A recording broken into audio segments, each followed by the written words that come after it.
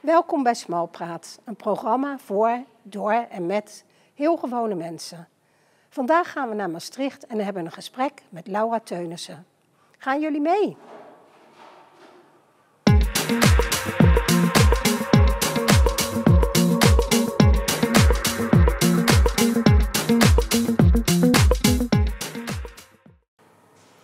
Laura, we zijn hier vandaag op een hele bijzondere locatie. Waar zijn we? We zijn bij Boekhandel Dominicanen in Maastricht. En waarom zijn we hier?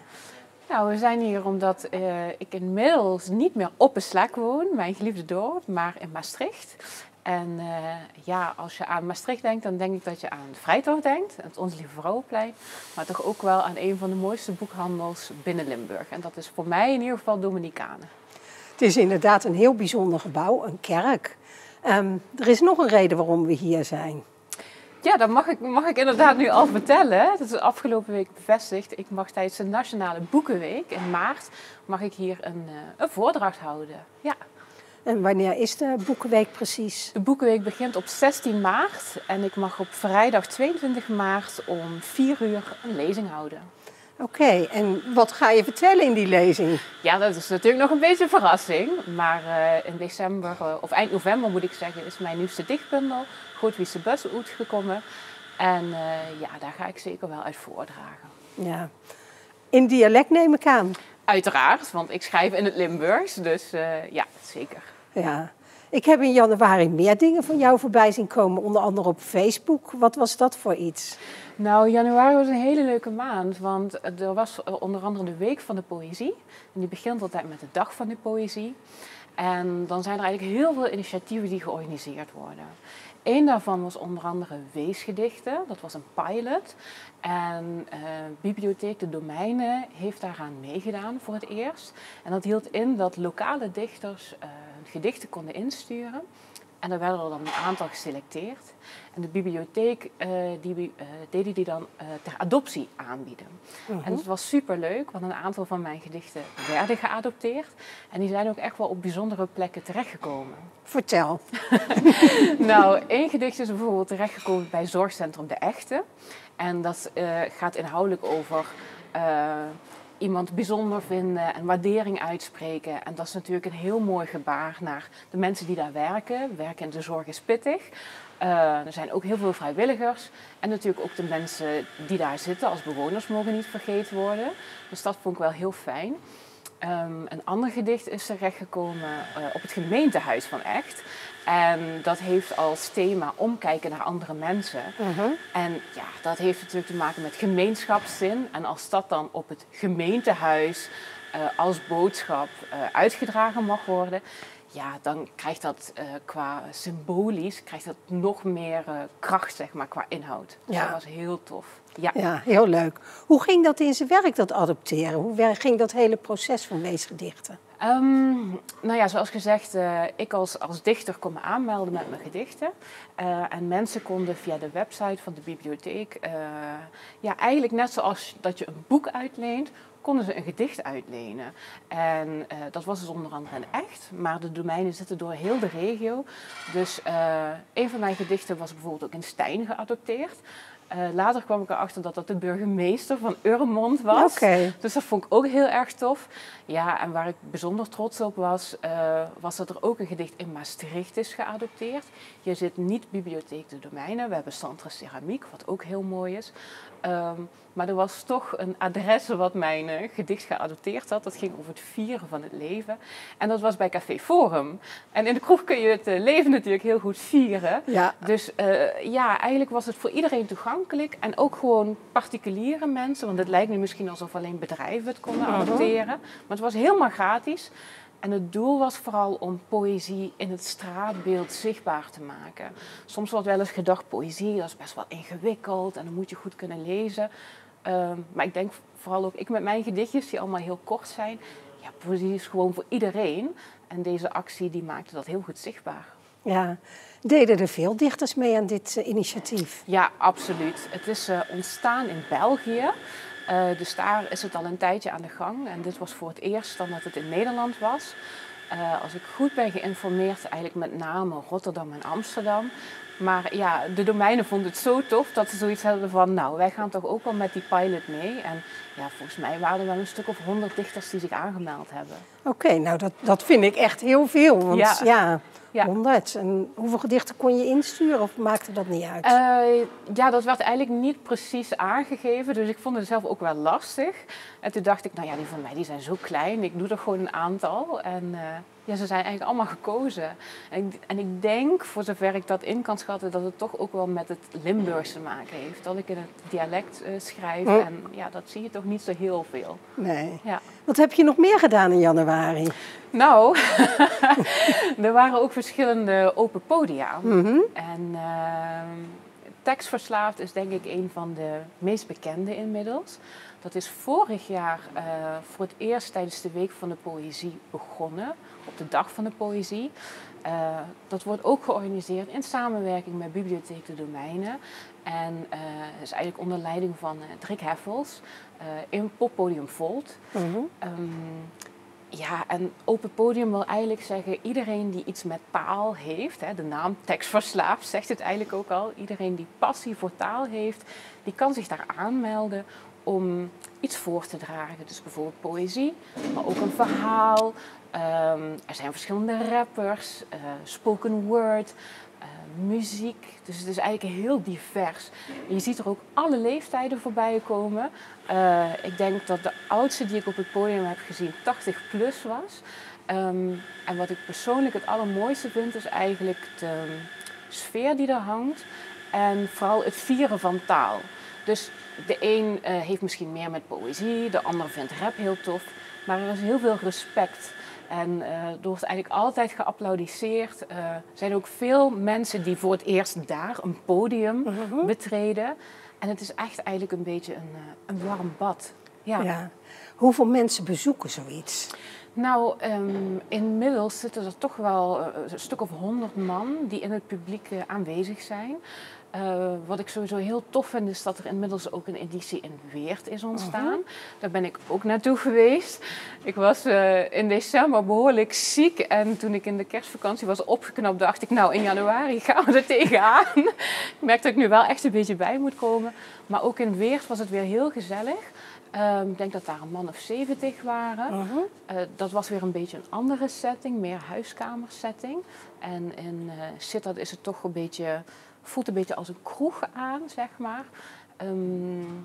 Ja, en ik heb gehoord dat ze misschien ook naar Roermond en naar Venlo willen uitbreiden. Dus ja, het is gewoon heel tof. Echt ook complimenten ook naar Drik toe. Die is ook onlangs benoemd tot dichter, stadsdichter van Sittard.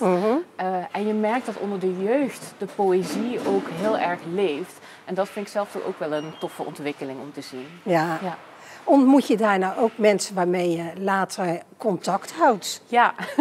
Ja, dat is eigenlijk het leuke daaraan. Dus je komt andere mensen tegen die eenzelfde passie hebben. En zoals gezegd, van allerlei leeftijden. Maar ja, je herkent elkaar. Je wordt ook echt wel geïnspireerd door elkaar. En soms is het ook wel leuk om ervaringen en ook wel tips uit te wisselen. Want het is toch iedere keer wel weer spannend om op zo'n podium te staan. Het maakt best wel kwetsbaar. Dus het is wel fijn om met elkaar te praten van, ja, hoe ga je daarmee om? Of je ziet dat mensen bijvoorbeeld een andere stijl van dichten hebben. En dat je denkt, hé, misschien kan ik dat ook eens proberen. Dus ik heb nu echt wel ook het gevoel dat ik een beetje onderdeel van een gemeenschap, van een community ben. En toen ik in het begin startte met schrijven, voelde ik me soms best wel een beetje alleen. Ja, dat kan ik me voorstellen, want schrijven doe je eigenlijk alleen. Ja. En ja, waar haal je op een gegeven moment je inspiratie vandaan? Ja, ik vind zelf ik kan heel veel inspiratie uit mezelf en mijn dagelijkse leven halen. Maar het is toch heel fijn als je iets met andere mensen kunt delen. En dan komt er net weer even een beetje een ander perspectief. Vorige week was bijvoorbeeld een ander open podium in Kerkrade. Dat was ook weer een hele andere sfeer, echt in het theater. En daar waren bijvoorbeeld ook mensen aanwezig van een schrijfclub. En de meeste waren afkomstig uit het buitenland, dus ze hadden het Nederlands niet als moedertaal. Maar als je dan hoort hoe zij in het Nederlands dichten, ja, dat is ook weer heel gaaf. Dus er is zoveel rijkdom. Ja, heel mooi om te zien. Ja, dat lijkt me inderdaad ook. Mij lijkt het wel moeilijk als je dicht. Hoe weet je dat het goed genoeg is? Ja, ik snap dat je die vraag stelt. En ik denk dat ik van nature best wel een beetje perfectionistisch ben aangelegd. Maar het grappige is, als ik schrijf, heb ik daar vrijwel geen last van. Dat is mooi. Ja, en ik denk dat dat komt doordat ik schrijf heel persoonlijk. Over gevoelens, over emoties. Ja, daar kan eigenlijk niet echt iets fout aan zijn. Ik heb een enkele keer als ik dan... ik heb inmiddels 3 dichtbundels uitgebracht. En dat is een heel proces van selecteren. Welke bundels gaan erin? Welke gedichten komen erin te staan, bedoel ik. En dan heb ik wel eens een enkele keer dat ik een gedicht nalees en denk van... misschien moet ik 1 woordje veranderen of moet ik toch daar nog een kleine wijziging aanbrengen. Maar dat is echt miniem. Ik denk, zolang het authentiek is, ja, dan kan het niet fout zijn. Er is natuurlijk wel een kwestie van smaak, dat is weer wat anders. Maar goed genoeg, ja, die vraag ben ik eigenlijk niet zo mee bezig. Nee. Ja. Je schrijft net iets over, je schrijft altijd vanuit jezelf. Schrijf je ook wel eens voor anderen? Of over anderen? Ja, misschien ook wel mooi om te vermelden. Ik werd, ik denk in oktober benaderd door een initiatief dat heet Wish, Gift and Smile. En die zijn vooral in de regio echt heel actief. En zij organiseren van alles, vooral voor mensen die wel een steuntje in de rug kunnen gebruiken. En dat kan zijn ook op financieel gebied. Maar rond de kerstdagen hebben ze ook een diner georganiseerd. En ook met een aantal kerstcadeaus voor mensen die alleen zijn. En toen werd ik gevraagd of ik niet een gedicht voor hun wilde schrijven. En dat vond ik toch wel spannend. Maar door eigenlijk goed te luisteren en hun te laten beschrijven van... wat doen jullie nou eigenlijk? Wat vinden jullie belangrijk? Is daar een kort maar krachtig gedicht, want dat is toch een beetje mijn stijl, is daaruit ontstaan. En uiteindelijk hebben ze besloten om dat op een zakdoek te laten drukken. Omdat ik daarin toch ook wel een stukje verdriet en eenzaamheid thematiseer. En tegelijkertijd daarbij aangeef, je bent niet alleen. Dus ja, als je op zo'n manier voor andere mensen mag schrijven, dan is dat wel heel erg tof. Ja. Sowieso schrijven over je gevoel is natuurlijk altijd heel mooi. Maakt het je wel eens emotioneel? Ja, ik denk dat dat niet, dat niet te voorkomen is. Ik denk dat het schrijven juist helpt om met de emotie om te kunnen gaan. Waardoor die soms misschien ook iets minder sterk wordt. Of waardoor ik juist naar mezelf toe eigenlijk kan zeggen van ja, dit is een emotie en die mag er zijn. Ook al is die moeilijk soms, of is het zwaar. Maar ik denk juist door hem te benoemen, door hem op te schrijven, dan wordt hij eigenlijk al tastbaar, omdat hij op een blaadje staat. En je krijgt er wat meer afstand. Je kan letterlijk lezen wat je hebt geschreven. En dan hoort het wel nog bij je, maar het definieert je niet meer helemaal. Dus ik denk dat het ook wel helpt om met emoties om te kunnen gaan. Ja. Je hebt nu 3 bundels geschreven. De volgende al onderweg of niet? Ja, ik kan niet ontkennen dat ik natuurlijk toch wel weer met nieuwe ideeën bezig ben. Of dat allemaal gaat lukken, weet ik niet. Want ik wil eigenlijk iets nieuws proberen. Ik ben bezig met een dichtbundel voor kinderen. Want ja, lezen begint toch in de jeugd. En ik vind het ook wel heel erg tof om de allerkleinste taal mee te kunnen geven. En dan ook Limburgse taal. Ik heb een paar mensen een beetje laten proeflezen. De eerste reacties waren goed. Wat ik wel heel belangrijk vind is dat er mooie illustraties bij het boek komen. Dat vind ik voor kinderen heel belangrijk. Dan kan ik best een beetje tekenen, maar ik ben geen expert op dat gebied. Dus ik ben nog aan het zoeken naar de juiste persoon die daar mooie visualisatie bij kan maken. En dan lijkt het me heel gaaf om bijvoorbeeld ook eens een keer op een basisschool wat gedichten te kunnen voordragen. Ik werk natuurlijk als docent. Dus het lijkt me ook wel heel tof om met kinderen aan het dichten te slaan. Ik geef af en toe wel eens workshops. En het is gewoon zo tof om mensen creatief bezig te zien. Dus schrijven is ook een stukje zelfexpressie. En ja, dus eigenlijk voor alle leeftijden. Ja, je zegt ik ben op zoek naar een illustrator. Dat triggert mij dan gelijk. Hè? Heb je een idee wat je precies wil? Want misschien zijn er kijkers die zeggen, oh, ik kan dat of ik weet iemand. Ja. Ik zou toch wel een beetje een wat modernere stijl willen hebben. En daarmee bedoel ik vooral ook kleurrijk.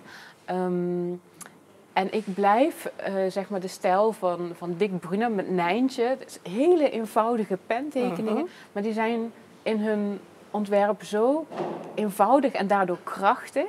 Dat die stijl me wel heel erg aanspreekt. Ik heb eigenlijk ook wel iemand een beetje in mijn hoofd waarvan ik denk van... die zou ik daar wel graag voor hebben. Tegelijkertijd, je wil een artiest ook mooi kunnen en passend kunnen belonen voor het werk wat ze doen. En ik zit niet bij een uitgever, ik financier alles zelf. Dus ik moet daarbij ook wel kijken van wat gaat, wat kan. Dus we zullen zien. Het proces is in volle gang. Ja. We blijven je volgen wat dat betreft. Ja, 3 dichtbundels, nu een kinderdichtbundel in de maak. Hoe lang kan je nog als docent blijven werken op een basisschool voordat je echt schrijver wordt of dichteres?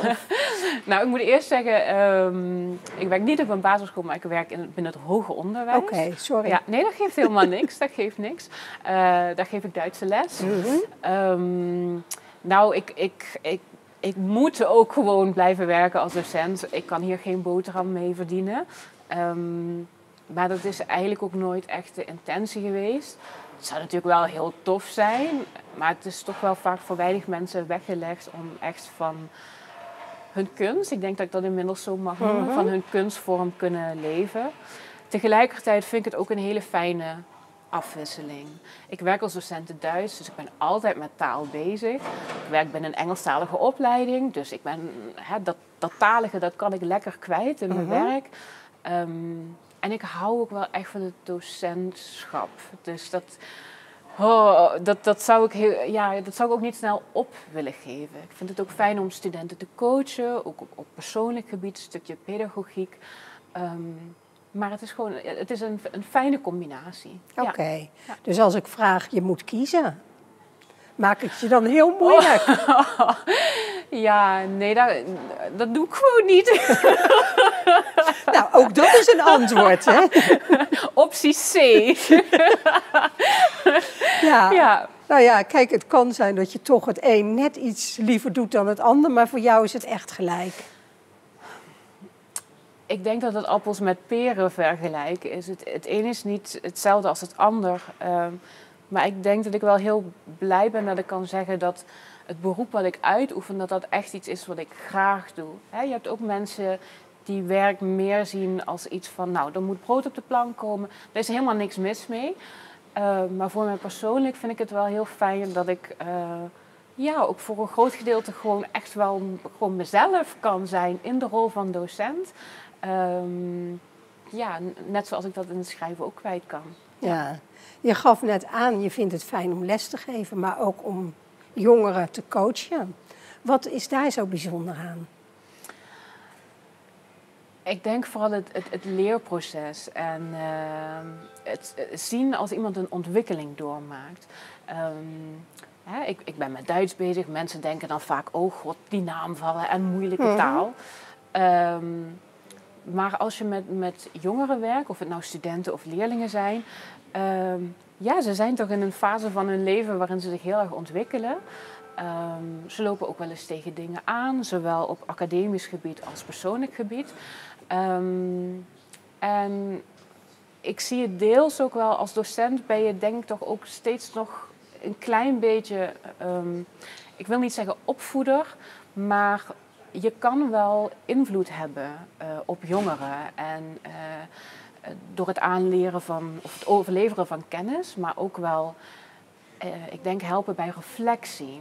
Dus dat je niet voorschrijft of zegt je moet dit of je moet dat. Maar dat je een dialoog aangaat waarin je mensen helpt zich bewust te worden van bepaalde dingen. Of in ieder geval gevoelens of emoties ook te kunnen uiten. Komen we weer bij het schrijven uit. Op het moment dat je dat kan, dan is er ontwikkeling. En dat vind ik heel mooi. Ja, en zeker ook, ik ben met name mentor van studenten in jaar 1. Er komen veel jongeren binnen die niet zeker weten, is dit wel de juiste opleiding voor mij? Heb ik wel de juiste keus gemaakt? Er zijn er ook best veel die erachter komen, dit is het niet. Nou ja, dat is ook prima. Ja. En dat vind ik mooi, als ik daarin ook een beetje iemand kan zijn die daarin geruststelt. Of die positieve feedback geeft van, nou, je hebt het geprobeerd, je hebt nu geleerd. Dit zijn mijn sterke kanten, hierin ben ik wat minder goed. Dit is wat ik eigenlijk liever zou willen. Ja, ik vind dat heel prettig. Ja. Herken je jezelf vaak in studenten? Soms wel en soms niet. Ja,